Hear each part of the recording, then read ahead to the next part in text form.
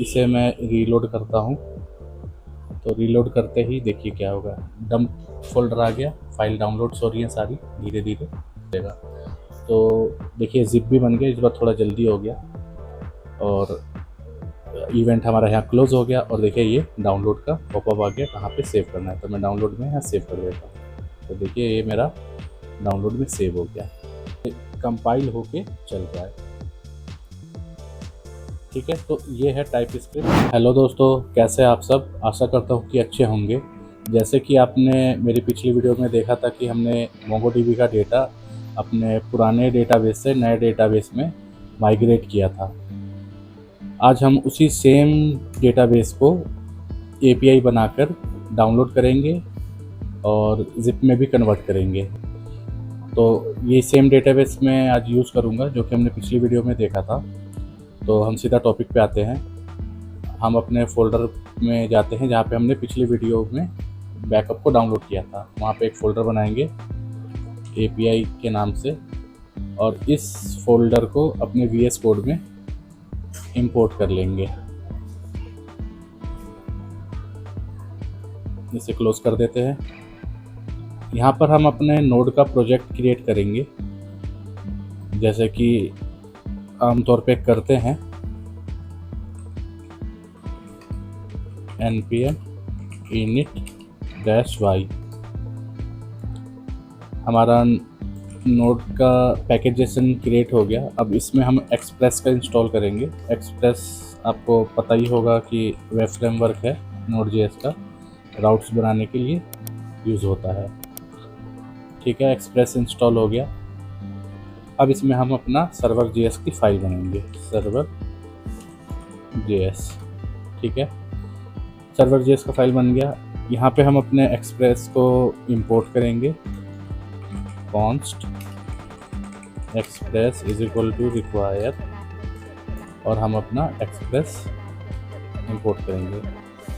अब इसको ऐप में कन्वर्ट करेंगे ताकि हम अपने एक्सप्रेस के फंक्शंस को यूज़ कर पाएँ। एक्सप्रेस हो गया। यहाँ पे हम अपना राउट बना लेते हैं जो कि होगा एक गेट राउट, रूट राउट, जहाँ पे हम चेक करेंगे कि हमारा सर्वर चल रहा है या नहीं। तो ये 2 पैरामीटर लेता है, रिक्वेस्ट रिस्पॉन्स। ठीक है, और यहाँ पे मैं ज़्यादा कोड नहीं लिखूँगा, सीधा सर्वर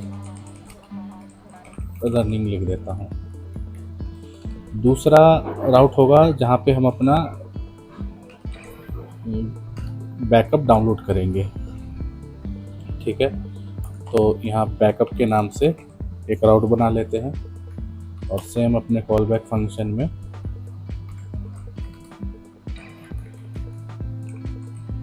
वही सेम पैरामीटर पास कर देंगे।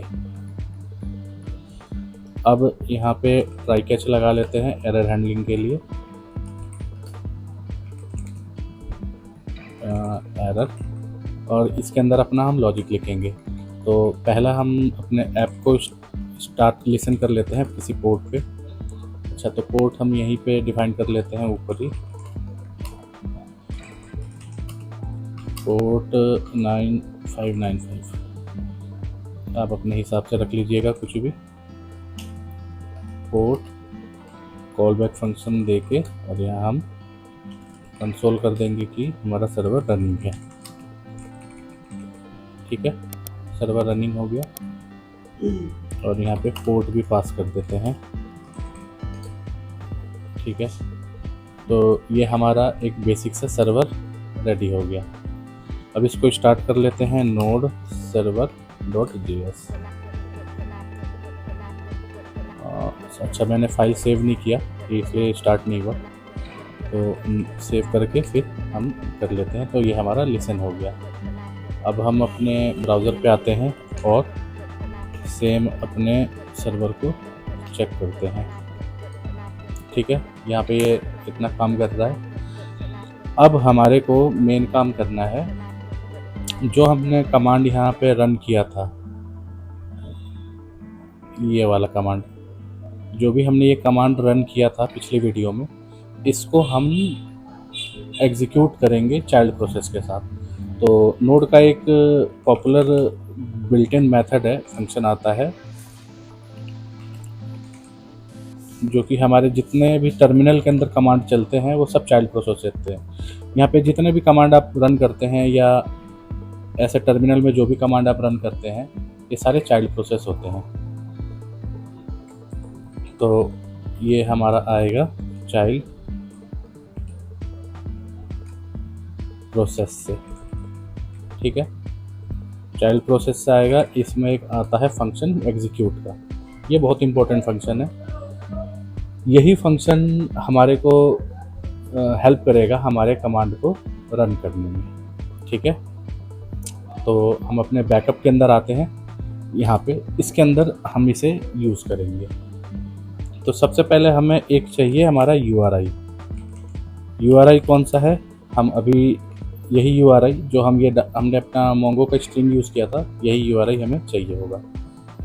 दूसरा हमें चाहिए इसमें फाइल का नाम, किस नेम से हम अपना डेटा डाउनलोड करना चाहते हैं। तो जैसे मोस्टली ये हम डंप कर रहे हैं तो यहाँ पे डंप के नाम से ही डंप फोल्डर लिख देता हूँ मैं, डंप फोल्डर। थोड़ा सा साउंड आएगा क्योंकि मैं जहाँ बैठा हूँ वहाँ पे साउंड आ रहा है, उसे इग्नोर कीजिएगा। और यहाँ पे अभी हमारे को ये 2 चाहिए। हम अपने सेम डेटाबेस में आते हैं जो कि हमने पिछली वीडियो में यूज़ किया था। इसके स्ट्रिंग को कॉपी करते हैं, कॉपी स्ट्रिंग, और यहाँ आके पेस्ट करते हैं। अच्छा, एक चीज़ ध्यान रखना, आपने इसमें देखा होगा कि इस URI के साइड में कोट्स लगे हुए हैं, डबल कोट्स, उसके बीच में हमारा स्ट्रिंग है। तो कभी भी टर्मिनल के अंदर अगर हमें स्ट्रिंग पास करना होता है तो उसको सिंगल कोट्स लगा के फिर डबल कोट्स लगाना है और उसके बीच में ये स्ट्रिंग पास करनी है। तो इस चीज़ को थोड़ा सा ध्यान रखना है, ठीक है। ये करने के बाद हमारे को अपना कमांड लिखना है। कमांड कौन सा है? जो टर्मिनल पे कमांड हम लिख रहे हैं, सेम यही टर्मिनल पे कमांड हम यहाँ लिखेंगे। तो इसको मैं एक वेरिएबल में डाल देता हूँ, इसका नाम ही लिख देता हूँ टर्मिनल CMD, ठीक है। टेम्पलेट लिटरल वाला वो टिल्डा साइन यूज़ करके, टिल्डा कह रहा हूँ, ये बैकटिक यूज़ करके, और इसके अंदर मोंगो वही कमांड लिखेंगे जो हम टर्मिनल में यूज़ कर रहे थे, मोंगो डंप, ये वाला, ठीक है। इसके बाद सेम यही पैटर्न फॉलो करना है हम लोगों को, यही एग्जैक्ट पैटर्न फॉलो करना है। तो मोंगो डंप करने के बाद डैश URI में इज इक्वल टू डाल के हमारा ये ऊपर वाला URI जो हमने बनाया है, ठीक है। और फिर हमें वो डाउनलोड करना है किस नेम से, जिस नेम से हमें डाउनलोड करना है। अच्छा, अगर ये एग्जैक्ट आपको समझ नहीं आ रहा होगा कि ये हम क्यों और किस लिए कर रहे हैं, तो ये वाला वीडियो ज़रूर देखिएगा, इसमें मैंने एक्सप्लेन किया है ये किस पर्पज़ से है। तो यहाँ पे भी हम इसे यूज़ कर लेंगे और अपना सेम यही फोल्डर कॉपी करके यहाँ पेस्ट कर देंगे, तो इस नेम से ये डाउनलोड करेगा, ठीक है। अब हमने जो एग्जीक्यूट को इंपोर्ट किया था चाइल्ड प्रोसेस के लिए, इसको हम यहाँ पे लिखेंगे और ये कुछ चीज़ें लेता है, ठीक है। पहला आपका ये टर्मिनल का कमांड कि क्या कमांड आपको रन करना है। दूसरा है कि कॉलबैक देता है, कॉलबैक में बहुत इंपॉर्टेंट चीज़ें देता है। पहला देता है ये एरर, ठीक है। दूसरा देता है स्टैंडर्ड आउट, ये क्या होता है ये भी बताऊंगा। तीसरा होता है स्टैंडर्ड एरर, ठीक है। एरर का तो मतलब आपको समझ आ गया होगा कि अगर ये एग्जीक्यूट होने में ही कोई एरर आ गया तो ये एरर थ्रो कर देगा। स्टैंडर्ड आउट का मतलब होता है कोई भी टर्मिनल में कमांड आप रन करते हैं वो एक वैलिड स्ट्रिंग होता है। अगर वो कमांड सही है, ये कमांड जैसे सही है या ये कमांड सही आपने डाला है, तो वो एक स्ट्रिंग में वैलिड आउटपुट देगा, ट्रीट करता है। अगर मान लीजिए कि ये आपने कमांड गलत लिखा है और इसमें P मिसिंग हो गया, तो फिर ये एरर ये देगा कि कमांड इनवैलिड है, ठीक है। तो ये इसलिए ये 3 चीज़ें लेता है। तो अगर एरर आता है तो हम ये सबका एरर कैच कर लेगा। तो एरर आता है तो हम यहाँ चेक कर लेंगे कि एरर है क्या। तो उसके लिए यहाँ पे लिख देता हूँ जैसे बैकअप एरर, ठीक है, और कॉमा लगाएंगे। और बैकअप एरर में हम क्या एरर प्रिंट कर लेंगे, हम इसको ही प्रिंट कर लेंगे कि एरर क्या है, और रिटर्न कर देंगे इंटरनल सर्वर का रिस्पॉन्स। तो रिस्पॉन्स डॉट स्टेटस 500 कोड आपको पता ही है कि ये इसका मतलब है कि इंटरनल सर्वर एरर, और यहाँ पे बैकअप फेल लिख देते हैं क्योंकि वो कमांड नहीं चला, उसमें कुछ इशू आ गया। ये गलती से 2-3 बार लग गया इसमें। और हमारा लगभग ये इतना ही करने से अब देखिएगा कि ये यहाँ पे ना एक फ़ोल्डर बना देगा इस डंप नाम से। तो ये डंप नाम से फ़ोल्डर यहाँ क्रिएट करेगा। तो इसे हम मैं सेव कर लेता हूँ। और इसे देखिए नोड 1 में मत चलाइएगा कभी भी, क्योंकि नोड 1 में चलाएंगे इस फाइल के अंदर कुछ चेंज होगा, वो डाउनलोड होने से पहले ही इसे डिटेक्ट करेगा और आपका सर्वर रीस्टार्ट कर देगा। तो फिर आपको कहीं लगेगा कि वो फाइल पूरी डाउनलोड नहीं कर रहा। तो इस चीज़ का ध्यान रखना है। इसे हम नोड 1 में नहीं, इसे हम नोड पे ही चलाएंगे ताकि ये हमारा सर्वर रीस्टार्ट ना हो और जो भी फाइलें डाउनलोड हो रही हैं यहाँ पे हो जाए, ठीक है। तो यहाँ पे हमने इसे रन किया, अपने इसके ऊपर जाएंगे और स्लैश बैकअप पे जाके एंटर करेंगे। तो देखिए जैसे एंटर करेंगे ये देखिए आपने देखा ये डाउनलोड होने लगा हमारा फाइल। देखिए ये मूव कर रहा है ना, ये डाउनलोड स्टार्ट हो गया। तो ये करने से आपके ये फाइल सिस्टम में ही, ये अगर पूरा कोड दिखाऊं थोड़ा सा छोटा करूं तो देखिए ज़्यादा कोड नहीं है। इतना ही करने से आपका, इसे अभी हम एरर वो कर देते हैं, ये क्योंकि रिस्पॉन्स सेंड किया नहीं है तो घूमता रहेगा, स्टॉप कर देते हैं। और यही जो कमांड आपने रन किया था वो यहाँ पे चालू हो गया और उसने ये स्ट्रिंग हमारा रीड किया और डंप नाम से ये डाउनलोड हो गया डेटा। अब एक काम तो हो गया, डाउनलोड हो गया। दूसरा काम क्या है, हम इसे करते हैं जिप, और जिप करके इसे ब्राउज़र पे ही क्लिक करेंगे, या मतलब सेंड करेंगे रिक्वेस्ट अपने स्लैश बैकअप पे, इस राउट पे एंटर करेंगे। एंटर करने से ये यहाँ पे डाउनलोड हो जाएगा। तो इसको करने के लिए सबसे पहले हमें कुछ चीज़ों की ज़रूरत है, जो कि है एक पैकेज, इसका नाम है आर्काइवर, ठीक है। तो सबसे पहले इसे इंस्टॉल करना है। तो npm i आर्काइवर, ये npm का पैकेज है, इसे आप ये जिप करने के लिए हेल्प करता है। तो मैं ज़्यादा डिटेल में नहीं जाऊंगा ये क्यों किस लिए है। तो आपको कुछ भी जिप करना है नोड की ऐप में, आप इस पैकेज का यूज़ कीजिए, ये बहुत अच्छा हेल्प कर देता है जिप करने के लिए, ठीक है। तो हम पहले इसे इंपोर्ट कर लेंगे यहाँ। तो इंपोर्ट करने के लिए हमें 3 चीज़ों की ज़रूरत है। पहला फाइल सिस्टम, ताकि हमारी फाइल को रीड करे, दूसरा पाथ, और तीसरा हमारा खुद का आर्काइवर। तो fs को हम इंपोर्ट करेंगे, रिक्वायर fs कॉन्स्ट पाथ, ताकि हम अपना पाथ दे पाए कि हमारा फाइल का लोकेशन क्या है। और तीसरा ये तो खुद हमारा आर्काइवर। तो इसे हम लिख लेते हैं, स्पेलिंग बहुत मिस्टेक हो रही है क्योंकि कीबोर्ड का बटन जाम हो जा रहा है बार बार। रिक्वायर आर्काइवर, ये 3 चीज़ें हमें हेल्प करेंगी जिप करने के लिए, फाइल को लोकेट करने के लिए और डाउनलोड करने के लिए भी, ठीक है। तो इससे पहले हम अपने जो जिप फाइल है उसका पाथ दे देंगे। हम ये इसके नीचे ही दे देते हैं यहाँ पे। इसका हम डाल लेंगे क्या नाम डालें, जिप फाइल पाथ। ये क्यों ज़रूरी है, ये ज़रूरी है कि जहाँ पे भी हमारा फाइल डाउनलोड होगा वो उसे लोकेट कर लेगा। तो डर नेम से हमें अपना करंट डायरेक्टरी मिल जाता है, और प्लस हमें पता है कि हमारा backup.zip के नाम से फाइल जिप होगी। ये असल में हेल्प भी करेगा जब हम इसे डाउनलोड करेंगे, ठीक है। तो ये हमारा जिप फाइल बन गया एक। दूसरा हमारे को इसका इवेंट बनाना है, मतलब रीड स्ट्रीम बनाना है कि फाइल हमारा रीड करे, राइट करे उसके लिए। तो वो करने के लिए हमें क्या करना होगा, इसके अंदर बनाएंगे हम यहाँ पे, क्योंकि हम यहीं पे इसे रीड कर रहे हैं।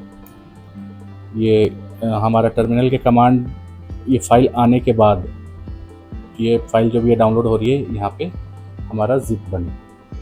तो उसके लिए हम पहले कर लेंगे आउटपुट ले लेंगे। आउटपुट मतलब आउटपुट क्या हम राइट कर रहे हैं, हमारा फाइल जो राइट कर रहा है। तो हम अपना स्ट्रीम ओपन करेंगे और इसके अंदर अपना जिप का फाइल पाथ दे देंगे, ठीक है। आउटपुट के बाद हम अपना आर्काइव बनाएंगे, आर्काइव यानी कि जिप फाइल। अब देखिए आर्काइव बनाने के लिए आर्काइवर का यूज़ करेंगे। ये आर्काइवर ये है जो हमने इंपोर्ट किया था। इसमें थोड़ा सा ध्यान देने की चीज़ है कि आपको क्या करना है, जिप करना है या टार। टार तो आपको पता होगा, उबुंटू लिनक्स वगैरह में लोग यूज़ करते हैं। और जिप, हमें तो जिप फाइल चाहिए। तो जिप करने के लिए ये एक ऑब्जेक्ट लेता है। तो एक ये प्रॉपर्टी है कि मैक्सिमम लेवल तक आप इसे कंप्रेस करो। तो उसके लिए जिप का ये लाइब्रेरी का ये की डालेंगे। ये खुद एक ऑब्जेक्ट होता है और इसके अंदर होता है एक लेवल। तो हम लेवल देंगे 9 का मतलब है कि मैक्सिमम, जितना मैक्सिमम कंप्रेस हो सकता है, जितना मैक्सिमम लेवल अवेलेबल है आपके पास, उसमें इसे कंप्रेस कर दीजिए, ठीक है। तो हमारी ये स्ट्रीम ओपन हो गया। स्ट्रीम ओपन होने के बाद इसे क्लोज भी करेंगे। सॉरी कौन सा लिख रहा हूँ, आउटपुट लिखना है, आउटपुट डॉट ऑन। ये इवेंट है। आपको पता है कि अगर फाइल सिस्टम हम यूज़ करते हैं तो इवेंट्स हम ट्रिगर करते हैं। तो एक कॉल बैक होगा यहाँ पे और इसे हम लिख देंगे इसके अंदर, जैसे जो भी हमारा काम हो जाए। जैसे यहाँ पे अगर ये फाइल राइट कर रहा है, जैसे ही राइट कर लेगा तो हम इसे क्लोज भी कर देंगे। तो हम इसे क्लोज कर देते हैं, यहाँ लिख देते हैं इवेंट क्लोज्ड। काम हो जाने के बाद जब भी स्ट्रीम ओपन करते हैं तो उसे क्लोज भी कर देना चाहिए। और हम ब्राउज़र पे अपना सेंड कर देंगे, या जो भी जेसन में सेंड करना है जेसन में भी सेंड कर देंगे, डेटाबेस बैकअप। ये हमने एक स्ट्रिंग लिख दिया और हमने पास कर दिया, ठीक है। अब हम जो हम ये कंप्रेस कर रहे हैं इसका भी एक इवेंट होगा। अगर ये कंप्रेस करने में ही एरर आ जाए तो उसको हैंडल करने के लिए इसका भी एक इवेंट होगा, आर्काइव डॉट ऑन। और इसमें हम देंगे एक एरर वाला इवेंट। अगर एरर आ जाता है तो उस केस में क्या होगा, तो ये एरर हमें थ्रो कर देगा। एरर थ्रो करने के बाद हम ज़्यादा कुछ नहीं करेंगे, एक कंसोल भी कर लेंगे कि एरर क्या है। और दूसरा हम कर देंगे रिस्पॉन्स डॉट सेंड करके कि failed to create zip, fail to create zip. अब उसके बाद हमें स्ट्रीम को राइट करना है। देखिए अब एक चीज़ हमें बहुत ध्यान देना है इसमें कि हमें पाइप का यूज़ करना है। पाइप का यूज़ क्यों करना है, क्योंकि जब भी हमारा ये कमांड ये हमारा डाउनलोड करेगा फाइल को, ये फाइल जितनी स्पीड से डाउनलोड हो रही है तो क्या सेम ही स्पीड से भी राइट भी हो रही है? नहीं, कुछ फाइलें होती हैं जो जल्दी होती हैं, कुछ फाइलें होती है देर से होती हैं। तो उसी स्ट्रीम को मेंटेन करने के लिए हम यहाँ पाइप का यूज़ करते हैं। तो और डिटेल में जानना है तो इसको आप पढ़ सकते हैं गूगल करके। और डायरेक्टरी हम यहाँ देंगे एक डायरेक्टरी। ये डायरेक्टरी क्या होता है, जहाँ पे भी हमारा ये फोल्डर है डंप का और फोल्स, और जैसे हमारा काम हो जाए तो उसके बाद हम कर देंगे इसे फाइनलाइज मेथड का कॉल कर देंगे। ये कीबोर्ड का थोड़ा सा इशू है, इसको थोड़ा सा इग्नोर करेंगे और इसे करेंगे सेव। ये करने के बाद यहाँ पे हमारी जिप फाइल बन जाएगी, ठीक है। तो इसे हम टेस्ट कर लेते हैं, नोड सर्वर डॉट जेएस यहाँ पे आते हैं और इसे हम ना यहाँ पे साथ के साथ ही चेक कर लेते हैं एक साथ। थोड़ा सा अगर मैं इसे साइड कर दूं और इसे भी साइड कर दूं तो यहाँ आप साथ के साथ देख पाएंगे कि क्या हो रहा है, ठीक है। तो ये हमारा कोड रन है और यहाँ पे हम इसे करेंगे रिफ्रेश। हम शायद बैकअप की राउट पे नहीं है, हाँ बैकअप पे नहीं है, स्लैश बैकअप। अब देखिए हमने किया हिट और ये डाउनलोड कर रहा है दोबारा, क्योंकि एक तो ये पहले से ही अवेलेबल था यहाँ पे, ये पहले ही हमने एक बार किया था डाउनलोड और ये इसे दोबारा डाउनलोड कर रहा है। तो एक बार डाउनलोड होने देते हैं और साथ के साथ हम देखते हैं यहाँ पे कि कैसे। तो हम इसे अभी एंटर करते हैं और देखते हैं कि ये जिप में यहाँ बनाता है या नहीं। तो थोड़ा सा वेट करते हैं, यहाँ पे देखते हैं। हमने अभी ये, क्योंकि ये दोबारा डाउनलोड कर रहा है, यहाँ अगर हम देखेंगे इसे तो अभी हम इसे इम्प्रूव करेंगे। तो पहले हम देखते हैं कि ये जिप कर रहा है या नहीं।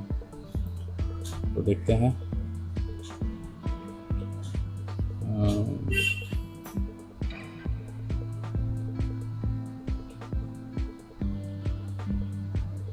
कोई एरर तो नहीं आना चाहिए क्योंकि हमने कोड तो सही अपना लिखा है, टर्मिनल कमांड दे ही दिया है, इवेंट भी सारे हैंडल किए हैं, स्ट्रीम को भी हैंडल किया है। और देखते हैं फाइल बड़ी होगी।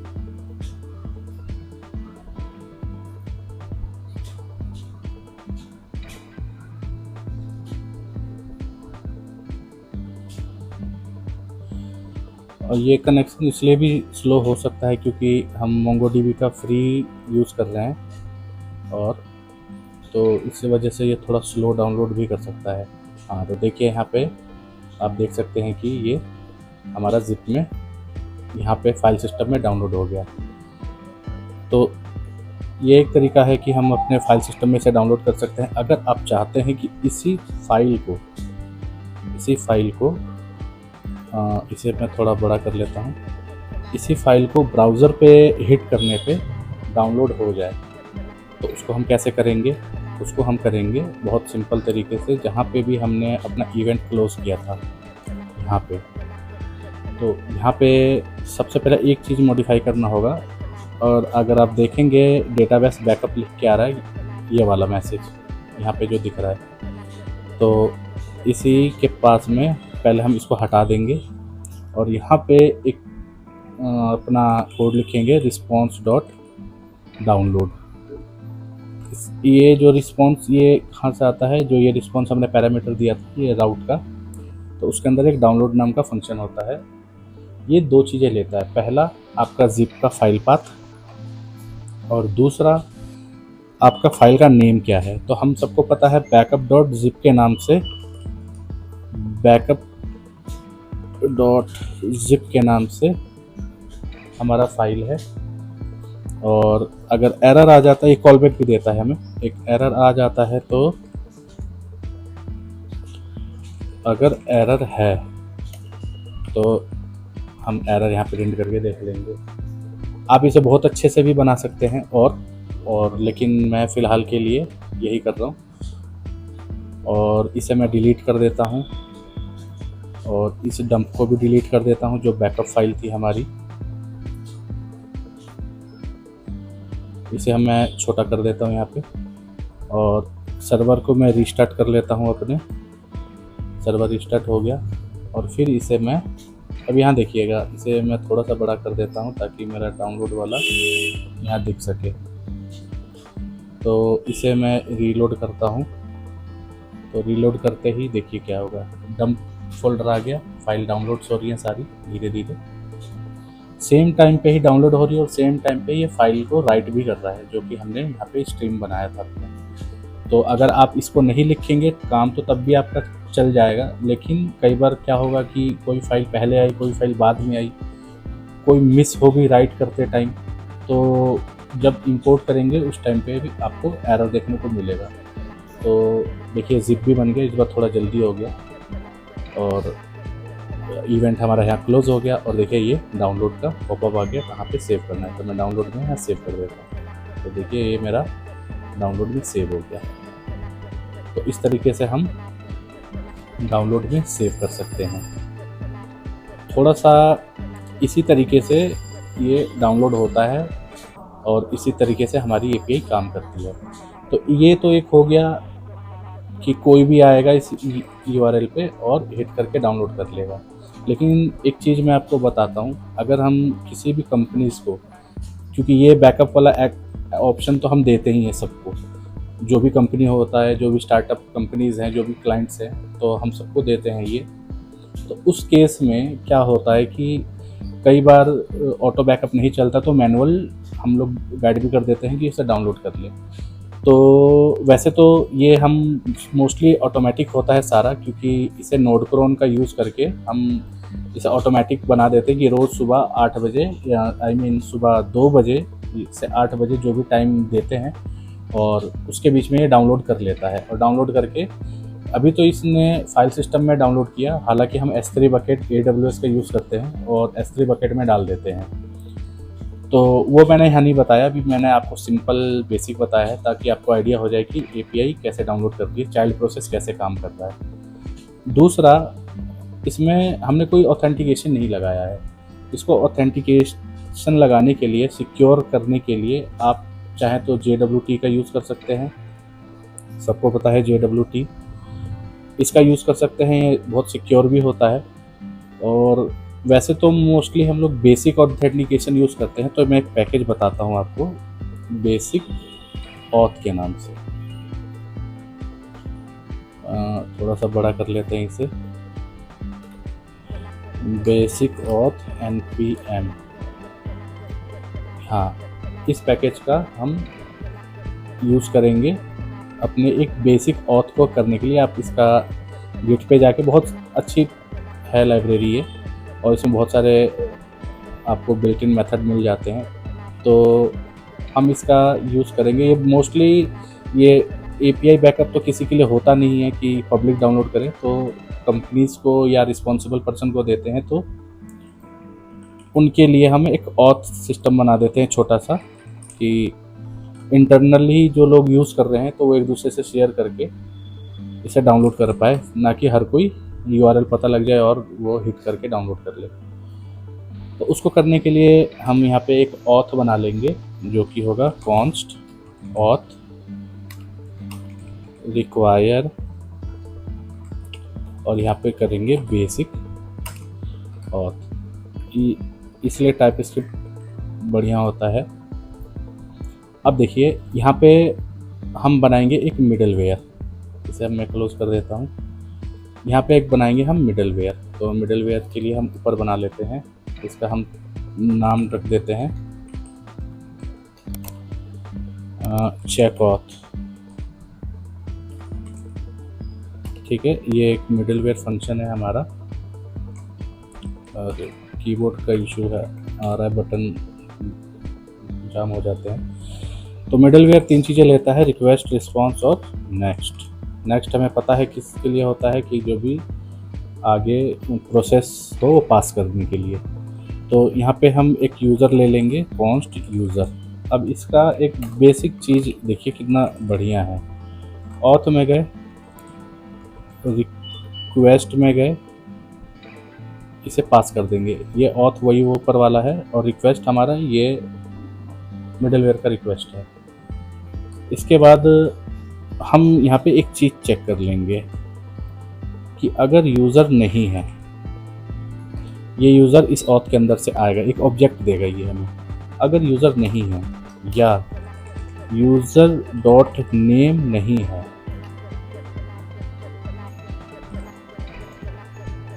किसके इक्वल, मान लीजिए मैं यहाँ लिख देता हूँ एडमिन के। ठीक है, हालांकि एक हम ऊपर बना लेते हैं, थोड़ा सा क्लियर रहेगा। यहाँ डाल देते हैं यूज़र नेम।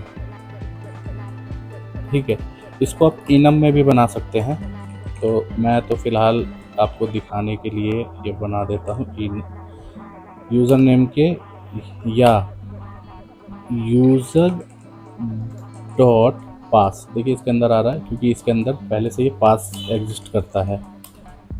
ये पास किसके इक्वल है, इक्वल नहीं है, I mean, तो इसे हम लिख देते हैं सिर्फ पास, और डाल देते हैं 1 2 3 4 5 इस पास के। ठीक है, तो क्या करना है, तो कुछ नहीं, एक रिस्पॉन्स में हेडर सेट कर देंगे और हेडर होगा हमारा www auth। देखिए ऐसे आना तो चाहिए, पता नहीं ऑटो सजेशन नहीं आ रहा। ऑथेंटिकेट लिखेंगे, ऑथेंटिकेट, कॉमा लगाएंगे। फिर दूसरा हम अपना हेडर सेट करेंगे basic space realm is equal to double quotes, इसके अंदर लिखेंगे सिक्योर, ये पता नहीं क्या है, हाँ सिक्योर एरिया। और फिर हम यहाँ पे एक रिटर्न पास कर देंगे। अगर वो यूज़र नेम गलत डालता है, अगर वो गलत डाल देता है तो हम बोल देंगे बैड रिक्वेस्ट वाला कोड, स्टेटस कोड, और सेंड में लिख देंगे ऑथेंटिकेशन रिक्वायर्ड, ऑथेंटिकेशन रिक्वायर्ड की स्पेलिंग ये होगी। अब इसे सेव करते हैं। अब ये मिडलवेयर बन गया। अब यहाँ पास कर देंगे हम नेक्स्ट। अगर ये कंडीशन एरर है तो यहीं रुक जाएगा, और पास हो गई तो ये नेक्स्ट में पास हो जाएगा। और इसको हम डाल देंगे अपने मिडलवेयर के बीच में। रिक्वेस्ट, मिडलवेयर रिक्वेस्ट और रिस्पॉन्स के बीच में रहता है, ये डाल देंगे। और नोड server.js अपना चलाएंगे। और अब देखिए जैसे ही हम इसको करेंगे तो ये ऑटोमेटिक ये पासवर्ड मांगेगा। मैंने यहाँ कोई यूआई चेंज नहीं किया है, ना ही यूआई मैंने बनाया है ब्राउज़र के लिए, तो ये ऑटोमेटिक ये पासवर्ड मांगेगा। तो यूज़र नेम पासवर्ड क्या डाला था, एडमिन 1 2 3 4 5। अगर एडमिन 1 2 3 डालते हैं और साइन इन करते हैं तो ये नहीं खुलेगा। कैंसिल कर देते हैं तो देखिए वहाँ डाउनलोड ही नहीं करने दिया उसने, और ऑथेंटिकेशन रिक्वायर बताया। फिर रीलोड करेंगे तो ये करेगा यहाँ से। तो अगर एडमिन कर देंगे और पासवर्ड सही डाल देंगे तो ये देखिए डाउनलोड स्टार्ट कर देगा। हालांकि बार बार ओवरराइड कर रहा है इसको, तो इसको करना ठीक नहीं है बार बार ओवरराइड। तो हम एक चीज़ करेंगे, हम पहले इसे चेक करके ना डिलीट कर देते हैं कि ये फाइल एग्जिस्ट कर रही है। अगर पहले से, तो पहले इसे चेक करो, अगर है तो डिलीट कर दो। तो उसके लिए हम करेंगे फाइल सिस्टम का यूज़ करेंगे,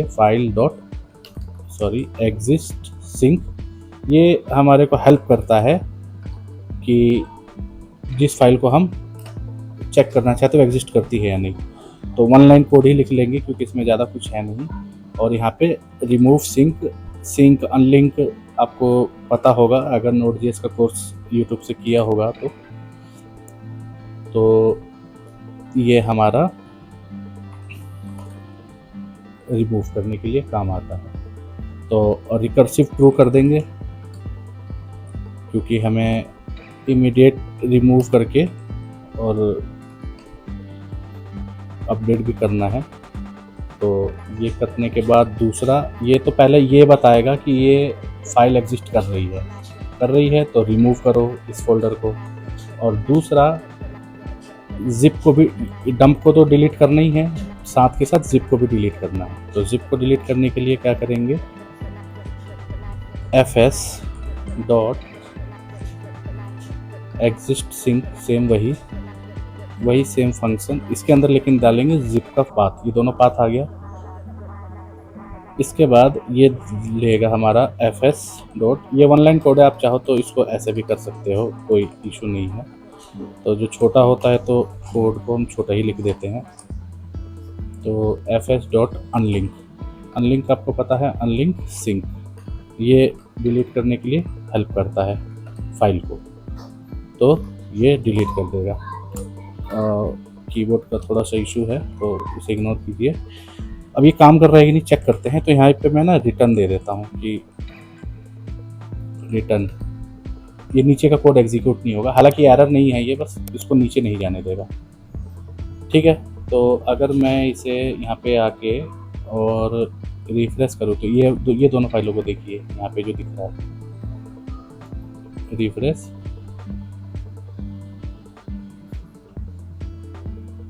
अच्छा सॉरी, हमने अपना सर्वर सेव करने के बाद रीलोड नहीं किया। नोड 1 से करेंगे तो बार बार डाउनलोड होगा, तो ये सर्वर रीस्टार्ट हो जाएगा, जो कि हम अभी नहीं चाहते। कोड में चेंज करके सेव किया और सर्वर को रीस्टार्ट कर लिया।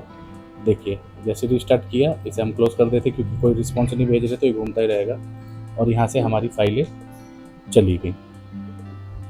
तो ये तरीका है, इस तरीके से हम इसे अभी से हटा देते हैं और इसको हम थोड़ा नीचे कर लेते हैं। फिर से हम अपने सर्वर को थोड़ा रिफ्रेश करके और एक बार और ट्राई करते हैं। अच्छा देखिए, एक चीज़ और ध्यान दीजिए, अगर एक बार आपने पासवर्ड चेंज ये दे दिया है इस ब्राउज़र पे, तो इसके हेडर में इसने ये पासवर्ड सेट कर लिया है इंटरनली। लेकिन अगर आप पासवर्ड चेंज कर देते हैं, किसी केस में 6 लगा देते हैं, 5-6 लगा देते हैं, कोड को सर्वर दोबारा स्टार्ट करते हैं, तो अब जैसे स्टार्ट करेंगे देखिए पासवर्ड मांगने लगा, ऑथेंटिकेशन रिक्वायर्ड, क्योंकि पासवर्ड अब चेंज हो चुका है। क्योंकि रीलोड करते ही हेडर से वो मैच कर लेता है पासवर्ड है कि नहीं, और फिर ये कर लेता है। तो हम दोबारा इसे पासवर्ड देते हैं और एक बार डाउनलोड करके चेक कर लेते हैं। तो हम यहाँ पे देखिए इसने रिमूव कर दिया, फिर ये डाउनलोड हुआ, यहाँ पे आपने देखा, और ये जिप बनाएगा और जिप बना के मुझे यहाँ प्रॉम्प्ट देगा कि इसे डाउनलोड करना है या नहीं, पॉपअप देगा आई मीन। तो थोड़ा सा हम वेट करते हैं। ये फ्री मोंगोडीबी का क्लस्टर है तो स्पीड स्लो है। आप पेड यूज़ करेंगे या अपना लोकल एनवायरनमेंट सेटअप करेंगे VPS वगैरह पे, तो वहाँ ये बढ़िया चलेगा। तो लोकल एनवायरनमेंट पे कैसे सेटअप करना है या Node.js के ऐप को कैसे डिप्लॉय करना है, वो सब हम आगे धीरे धीरे वीडियो बनाते रहेंगे, तो उसमें हम देख लेंगे। देखिए ये आ गया, पहले एक बार डाउनलोड किया था तो 1 से आ गया, सेव करेंगे तो ये आ गया। दूसरा, इसे हम पोस्टमैन में भी टेस्ट कर सकते हैं। पोस्टमैन में टेस्ट करने के लिए सेम URL को कॉपी, यहाँ क्लिक करते हैं, पेस्ट, और डाउनलोड करेंगे तो ऑथेंटिकेशन रिक्वायर, ऑथोराइजेशन में जाएंगे, बेसिक में जाएंगे और सेम यूज़र ID पासवर्ड डालेंगे 1 2 3 4 5 6। तो ये देखिए प्रोसेस स्टार्ट हो गया। और इधर कोड में देखेंगे तो ये दोबारा डिलीट करके दोबारा देखिए जिप फाइल अभी आया था, डाउनलोड हुआ था, जिप डिलीट हो गया, दोबारा डाउनलोड हो रहा है और यहाँ पे जिप फाइल आ जाएगी। तो इस तरीके से हम इसे कर सकते हैं। तो इसे मैं कैंसिल कर देता हूँ, हालांकि काम करेगा बढ़िया से, कोई इशू नहीं है। और तो ये हमारा कुछ कोड है यहाँ से यहाँ तक। इसको मैं गिट रिपो में डाल के लिंक डिस्क्रिप्शन बॉक्स में दे दूँगा, आप वहाँ से देख सकते हैं। अब हम देखते हैं टाइप स्क्रिप्ट के बारे में कि टाइप स्क्रिप्ट में इसको कैसे, देखिए ये जिप बना दिया इसने, लोड हो गया था, चाइल्ड प्रोसेस चल रहा था, मैंने कनेक्शन अबॉर्ट कर दिया वहाँ से पोस्टमैन का, तो ये अबॉर्ट का एरर आ गया, तो इसने जिप भी बना दिया। तो ये जावास्क्रिप्ट में था। अब हम इसे टाइप स्क्रिप्ट में भी देखेंगे कि टाइप स्क्रिप्ट में ये कैसे बनाएंगे। टाइप स्क्रिप्ट में कुछ चीज़ों का ध्यान रखना होता है, क्योंकि टाइप स्क्रिप्ट में टोटली टाइप रहती हैं चीज़ें, पहले से ही पता होता है कि कौन सी चीज़ कहाँ पे आएगी, तो उसको देख के हम यहाँ पे सेम चीज़ को अचीव करेंगे। मैं उसको ज़्यादा लेंथी नहीं बनाऊंगा क्योंकि मैंने यहीं एक्सप्लेन कर दिया। वहाँ मेजरली टाइप स्क्रिप्ट पे वो लोग देखेंगे जिनको जावास्क्रिप्ट अच्छे से आती है। तो जो लोग जावास्क्रिप्ट करते हैं उनको टाइप स्क्रिप्ट पे शिफ्ट हो जाना चाहिए। तो ये है टोटल। तो चलिए हम टाइप स्क्रिप्ट पे भी देख लेते हैं उसके ऊपर कैसे करना है इसे। तो सबसे पहले हम इसको एक फ़ोल्डर में डाल देते हैं, और हालांकि यहाँ फ़ोल्डर बनाना है, और इसको डाल देते हैं जावा स्क्रिप्ट। ठीक है, ये सारा कोड इसे डिलीट कर देता हूँ मैं, ये डिलीट कर दो, और जितना इसे भी डिलीट कर देता हूँ, ये तो बाद में npmi करेंगे तो आ जाएगा। और ये तीनों हम इसके अंदर मूव कर देते हैं, तीनों मूव कर देंगे, और फिर यहाँ एक फ़ोल्डर बना लेंगे टाइप स्क्रिप्ट। तो इसके अंदर जो मैं ज़्यादा इसे सेटअप करने में या इसे कैसे सेट करना है इसके ऊपर टाइम नहीं खाऊंगा, इसके ऊपर ऑलरेडी बहुत सारी वीडियोस हैं यूट्यूब के ऊपर। तो यहाँ जो मेन चीज़ें हमें करनी है मैं वो करूँगा। तो जैसे सबसे पहले हमें एक अपना नोड का प्रोजेक्ट क्रिएट करना है, और टाइप स्क्रिप्ट को इनिट करना है। तो यहाँ पे हम जाते हैं CD टाइप स्क्रिप्ट LS, इसे थोड़ा सा बड़ा कर देते हैं और ये ज़्यादा बड़ा हो गया भूल गया था बड़ा किया हुआ है। अच्छा ठीक है, क्लियर।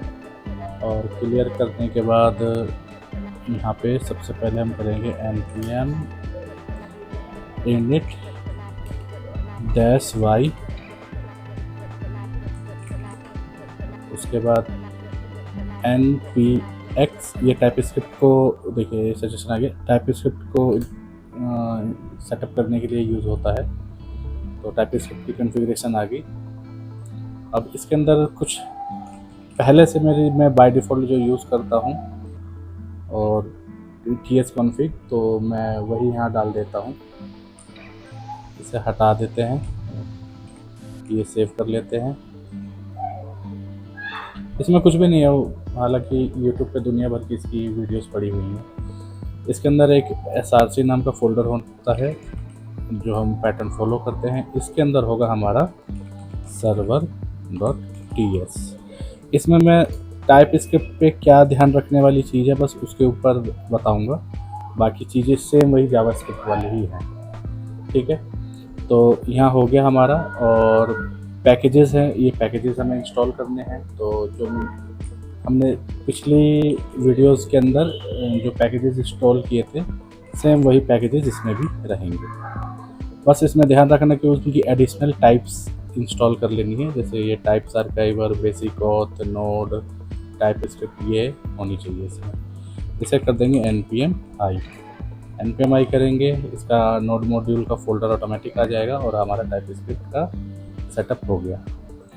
पुराना ही कोड हम सारा कॉपी करेंगे जो server.js में था, इसे कॉपी करेंगे, इसे थोड़ा सा नीचे करते हैं और यहाँ हम पेस्ट कर देंगे। अब इसमें कुछ चीज़ों का एरर आएगा कि ये मिसिंग है, इसमें दुनिया भर की एरर आ जाती है। तो उसको मूव करने के लिए सबसे पहला एरर तो देखिए कॉन्स्ट जो है इसे इंपोर्ट में चेंज करना है। तो मैं कंट्रोल डी कर देता हूँ, इंपोर्ट वाली इनको कर देता हूँ इंपोर्ट एक साथ, और ये रिक्वायर वाले को कर देता हूँ फ्रॉम, और ये आगे पीछे से हटा देते हैं इनको। और ये जो भी है ब्रैकेट्स इनको भी हटा लेते हैं। ठीक है, पहला तो इम्प्रूवमेंट यही करना था। अब देखिए यहाँ पे कुछ वार्निंग्स दे रहा है कि आपको ये एक्सप्रेस हटा देते हैं, क्योंकि इंपोर्ट करने की ज़रूरत नहीं है। वो बोल रहा है कि रिक्वेस्ट किस टाइप का है, मुझे नहीं पता, तो इसको हम बताएंगे तू इस टाइप का है। अब पता हो गया तुझे, तो ऐसे ही हम रिस्पॉन्स को भी बताएंगे तू भी इस टाइप का है, और नेक्स्ट फंक्शन तू इस टाइप का है। तो इसको ये पता लग गया मैं किस टाइप का हूँ। ये फंक्शन अब देखिए इसमें नीचे एरर दे रहा है, ये क्या कह रहा है कि मिसमैच। क्योंकि हमें पता है जावास्क्रिप्ट इसको हैंडल कर लेता है, क्योंकि हम जानते हैं कि जो भी मिडलवेयर होता है कुछ ना कुछ रिटर्न करता है। ठीक है, तो इसे कैसे पता कि कुछ रिटर्न कर रहा है या नहीं, तो इसको हमें बताना पड़ेगा कि तुम सिर्फ चेक कर रहे हो और रिटर्न कुछ भी नहीं कर रहे हो। पहला ये। दूसरा, ये रिटर्न यहाँ नहीं डलेगा, ये रिटर्न डलेगा नीचे। अब देखो वो एरर चला गया, क्योंकि वो ये पूछ रहा था हमसे टाइप सेफ्टी में कि मैं रिटर्न क्या कर रहा हूँ, तो रिटर्न वॉइड, तो कुछ भी रिटर्न नहीं कर रहे। अच्छा ठीक है, उसके बाद क्या करना है, तो कुछ नहीं, टाइप गार्ड है ही यहाँ पे, टाइप गार्ड कह रहा हूँ, कंडीशन हमारी है ही यहाँ पे, और रिटर्न हमने दे दिया कि अगर कोई भी एरर आता तो तुमको यहाँ से कुछ नहीं करना है, अगर सब कुछ ठीक रहता तो नीचे चले जाना है। ठीक है, सेम यही इसको नहीं समझ आ रहा कि मैं किस टाइप का हूँ, तो इन दोनों को भी हम बोलेंगे तो भाई तू इस टाइप का है। ये भी पूछ रहा है कि मैं किस टाइप का हूँ, तो तू भी इसी टाइप का है। अब इनको पता हो गया ये लोग किस टाइप के हैं। तो अब एक चीज़ ध्यान देना है कि ये देखिए ये अभी भी ये यूज़र नेम और पासवर्ड ले रहा है, लेकिन ये दोनों स्ट्रिंग है। हम नहीं जानते, जैसे मान लीजिए कि हमें पता है कि हमारा डेटा स्ट्रिंग है, तो उसको हम टाइप सेफ्टी करने के लिए इंटरफेस बनाते हैं। इंटरफेस क्यों बनाते हैं इसके लिए तो थोड़ा आप यूट्यूब पे सर्च कर लीजिएगा। हालांकि जो ऑब्जेक्ट हम शेप देते हैं कि मेरा ऑब्जेक्ट का की जैसे नेम है, वो नेम मेरा स्ट्रिंग है कि नंबर है, तो जी स्ट्रिंग है तो उसको स्ट्रिंग देते हैं। जैसे इसके अंदर नेम है, नेम अभी बताऊंगा ये नेम कहाँ से आ रहा है, स्ट्रिंग हो गया। ठीक, फिर ये पास हो गया, ये पास कहाँ से आ रहा है ये भी बताऊंगा, क्योंकि पास नाम का कोई वेरिएबल नहीं है, तो कीज़ है, प्रॉपर्टीज़ हैं ऑब्जेक्ट के अंदर की, तो ये कहाँ से आ रहा है, तो ये हो गया। और ये स्ट्रिंग स्ट्रिंग क्यों दिया है, यहाँ नंबर क्यों नहीं दिया, क्योंकि हम ये जानते हैं हम जो पास करेंगे वो स्ट्रिंग ही पास करेंगे। ठीक है, थोड़ा सा इसे नीचे रखते हैं और ऊपर, तो ये हो गया ऑथ। तो इसे जो एक कन्वेंशन है लोग मोस्टली फॉलो करते हैं, आई लगा के, आई ऑथ, आई रिप्रेजेंट इंटरफेस और ऑथ जिसका मेरा ऑथ है। ठीक है, तो अब ये ऑथ मेरा इसके लिए है। यहाँ पे ना एक चीज़ दिखाता हूँ, पहले इसे ना कंसोल करके ना यूज़र लगा देता हूँ, यूज़र। ठीक है, ये मेरा यूज़र किस टाइप का है, मेरा यूज़र टाइप है, क्या हो सकता है यूज़र में, क्या हो सकता है यूज़र में, हो सकता है मेरा आई ऑथ या अनडिफाइंड। यूज़र की मर्जी है, वो नहीं भी दे सकता, कुछ भी नहीं देगा तो हम जानते हैं कि हमें यहाँ पे रोक लेना है, नहीं दे रहा, और दे रहा है तो उसके अंदर से ये ऑब्जेक्ट आएगा। इस ऑब्जेक्ट के अंदर ऑब्जेक्ट डॉट नेम हो, नेम आ रहा है, ऑब्जेक्ट डॉट पास आ रहा है, यही पास और नेम हमने इंटरफेस में बता दिया। तो हमने इसे बता दिया तुम इस टाइप के हो, तुम्हारे अंदर यूज़र का नेम और पास जो आ रहा है वो मैं स्ट्रिंग भेज रहा हूँ और वही स्ट्रिंग आपको वैलिडेट करना है। ठीक है, ये इसका टाइपस्क्रिप्ट का पार्ट है, ये जावास्क्रिप्ट का पार्ट नहीं है, जावास्क्रिप्ट का अंदर का पार्ट है जो हमने पिछली सेक्शन में देखा। तो इसके अंदर भी ये हो गया। इसको हम ना बहुत रोबस्ट बना सकते हैं, मस्त एकदम। टाइपस्क्रिप्ट मुझे बहुत पसंद है क्योंकि इसके अंदर ना टाइप सेफ्टी आती है, हम इसको ना सारी चीज़ें ना टाइप कर सकते हैं। पहले मुझे पता हो क्या है, तो ये बेसिक है आप लोगों को पहले बताने के लिए कि ये काम कैसे कर रहा है, तो इसको हम अभी चला लेते हैं। ठीक है, सब कुछ सेम, बाकी वही कोड है एग्जैक्ट जो अभी हमने पहले देखा है, कोड भी वही है। इसे हम रन करते हैं। रन करने के लिए देखिए दो चीज़ें हैं यहाँ पे, या तो या तो मैं नोड1 से रन करूँ। नोड1 से मैं नहीं करना चाहता क्योंकि मुझे पता है यहाँ फाइल आएंगी, चेंजेस आएंगे, चेंजेस आते ही रिस्टार्ट कर देगा और फाइलें वहीं रुक जाएंगी, कनेक्शन भी ब्रेक हो जाएगा। तो मैं डायरेक्ट टाइपस्क्रिप्ट को रन कर लेता हूँ यहाँ से। npm पहले इसे क्लियर करता हूँ, थोड़ा सा आपको क्लियर दिखे। npm run ts node, तो देखिए सेम वही चीज़ आ गई। अब अपना ब्राउज़र ओपन करते हैं, सेम यहीं पे इसके अंदर देखिए कुछ भी नहीं है अभी, यहाँ पे ध्यान दीजिएगा। अब यहाँ पे रीलोड करेंगे,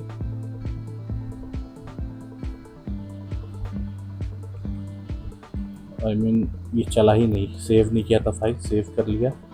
npm run ts node दोबारा करेंगे और अभी चालू हो गया, वहाँ चला नहीं था वो, इसलिए वो। अब इसे हम करेंगे रिफ्रेश, देखिए पासवर्ड मांगने लगा क्योंकि ये दोबारा रिस्टार्ट हो गया है। तो एडमिन पासवर्ड क्या है, 1 2 3 4 5 6, साइन इन करेंगे। देखिए अब देखिए मैंने जो यूज़र कंसोल किया था, देखिए यहाँ पे डाउनलोड होना शुरू हो गया। जब तक डाउनलोड होता है मैं एक बता देता हूँ क्या था।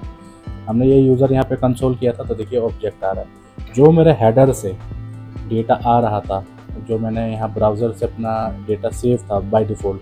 पहले तो उसने वो लिया जो मैंने यहाँ दिया, उसके बाद यहाँ वैलिडेट किया उसको, तो ये ऑटोमेटिक चेक कर लेता है हेडर से क्या डेटा आ रहा है। अब यही मैंने नेम, एडमिन और पासवर्ड 1 2 3 4 5, देखिए मैंने पहले 5 डाला था फिर 6 डाला।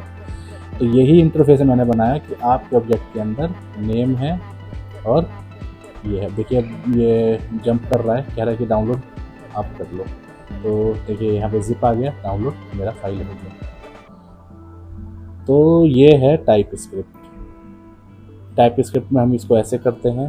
हाँ, अब हालांकि इसे आपको प्रोडक्शन के लिए बनाना है तो हम टाइपस्क्रिप्ट के कोड को रन नहीं करते हैं। तो यहाँ npm रन बिल्ड करेंगे, तो यहाँ पे देखिए बिल्ड फोल्डर आ जाएगा। देखिए बिल्ड डिस्ट का फोल्डर आ गया।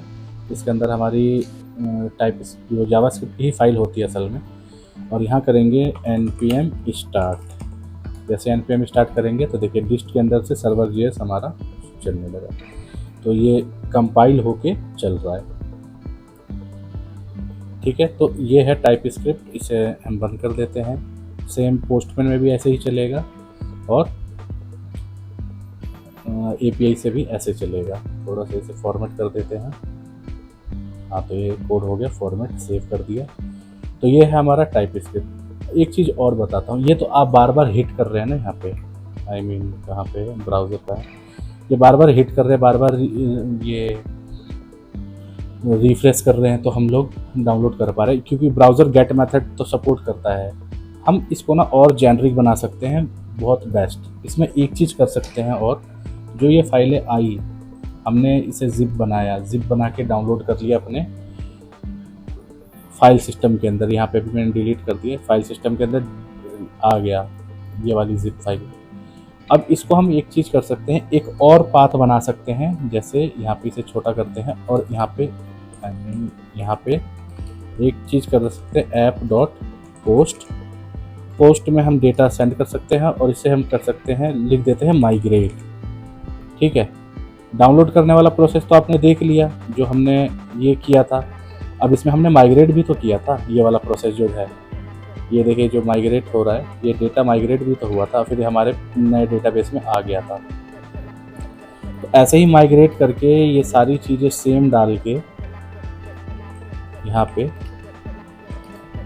आप एक चीज़ और कर सकते हैं। यहाँ पे जो चीज़ हम सेम ये फॉलो कर रहे हैं, ऐसे ही नए डेटाबेस का फॉलो करके यहाँ पे चीज़ें चेंज करके उस जिप फाइल को अनजिप करके, या ये डंप फाइल को ही, ये अनजिप फाइल है, इसको पोस्ट रिक्वेस्ट भेज के यहाँ पे नए डेटाबेस में डायरेक्टली माइग्रेट भी कर सकते हैं।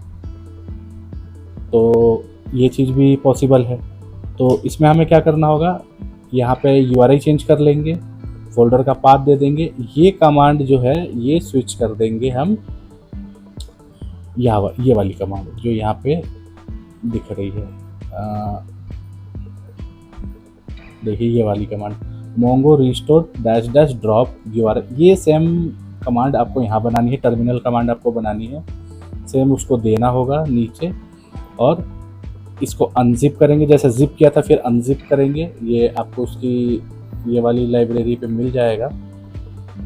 यहाँ पे अनजिप का भी npm, यहाँ पे अनजिप का भी बहुत सारा मेथड है यहाँ पे अवेलेबल। इसको पढ़ के आप अनजिप कर सकते हैं और अपने डेटा को 1 क्लिक में माइग्रेट भी कर सकते हैं। जैसे 1 क्लिक किया, हमने डाउनलोड कर लिया, 1 क्लिक किया, माइग्रेट कर दिया। तो ये आपके ऊपर छोड़ता हूँ मैं। दूसरा टास्क ये एक चीज़ हम कर सकते हैं, जो क्रॉन टैब है, क्रॉन टैब गुरु, देखिए इसका यूज़ करके नोड क्रॉन या नोड क्रॉन कह लो, ये पैकेज हो गया, नोड क्रॉन ये वाला पैकेज हो गया, या नोड शेड्यूलर हो गया, शेड्यूलर मुझे नहीं पता आज क्या प्रोनाउंस करेंगे, स्केड्यूल ही बोलते हैं इसको। ये दोनों पैकेज, इनमें से कोई भी एक पैकेज यूज़ करके टाइम कैलकुलेट करके, जैसे यहाँ पे एग्जांपल में जाएंगे तो देखिए टाइम दिया हुआ है कि एवरी डे 8 AM 2 AM, कुछ भी जो आप टाइम यूज़ करना चाहें उस टाइम को यूज़ करके यहाँ पे ऑटोमेटिक उतने बजे ये डेटा, ये API हिट हो, ये फंक्शन कॉल हो, और फंक्शन कॉल उतने बजे होके ये सारा डाउनलोड करे, जिप बनाए, और आप चाहे तो फाइल सिस्टम में स्टोर करा के रख लीजिए, या चाहे तो AWS के बकेट में या गूगल क्लाउड बकेट में, या क्लाउडनरी बेस्ट रहेगा, वो फ्री भी मिल जाएगा आपको। तो क्लाउडनरी पे अकाउंट सेटअप करके आप जाके वहाँ पे अपलोड कर सकते हैं। तो मतलब वहाँ जाने की ज़रूरत नहीं है, यहीं से वो कर देगा, क्रेडेंशियल वो लोग दे देंगे आपके डैशबोर्ड से, वो सारा फंक्शन यही कॉल करके आप अपलोड कर सकते हैं। तो ये 2 टास्क आप लोगों के पास है, इसका यूज़ करके पहले अनजिप कीजिए अगर जिप है तो, और इन दोनों में से कोई एक पैकेज यूज़ कीजिए, और एक शेड्यूलर बना लीजिए इसमें टाइम देख के, जैसे 2 बजे का चाहिए तो इस पर क्लिक कीजिए, देखिए ये आ गया। शेड्यूलर का कोड आपने यहाँ दिया, जैसे एग्जांपल के तौर पे देखिए कोड दे दिया, बस यही टाइम आपको यहाँ कॉपी पेस्ट करना है और ये आपका शेड्यूल स्टार्ट हो जाएगा। तो डेली ये क्या करेगा, आपकी एपीआई उतने बजे आएगा, फंक्शन कॉल करेगा, डाउनलोड करेगा और रोज़ एक बैकअप क्रिएट करके आपके बकेट में डाल देगा।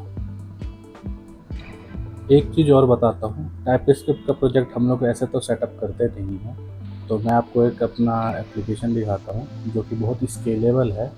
उसके अंदर क्यू सिस्टम, क्लस्टरिंग, बहुत सारी डॉकर, कंटेनराइजेशन, सारी चीज़ें यूज़ हुई हैं और इस पैटर्न से हम लोग स्केलेबल ऐप बनाते हैं। तो अभी इसके अंदर बहुत सारे फाइल्स भी हैं।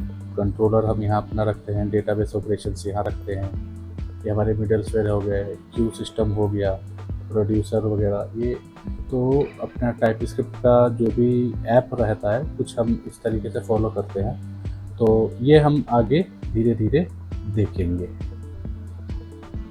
तो यही था वीडियो जावास्क्रिप्ट और टाइपस्क्रिप्ट का। तो मिलते हैं अपने अगले वीडियो में, तब तक के लिए बाय।